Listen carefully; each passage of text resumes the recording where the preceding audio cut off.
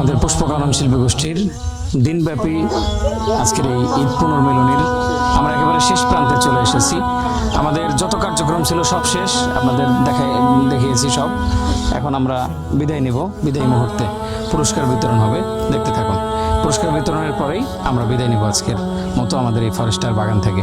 আবারও পরবর্তীতে আমরা কোনো লোকেশনে আবারও আমাদের সমস্ত সদস্য এবং জামালপুর জেলার যত সাংস্কৃতিক মনোব্যক্তিবর্গ আছেন, যত শিল্পী গোষ্ঠীর পরিচালক আছেন, সবাইকে নিয়ে আমরা পরবর্তী সফর করবো ইনশাল্লাহ। সবুজ প্রকৃতির মাঝে মুক্ত আকাশে, সবুজ প্রকৃতির মাঝে চলো একসাথে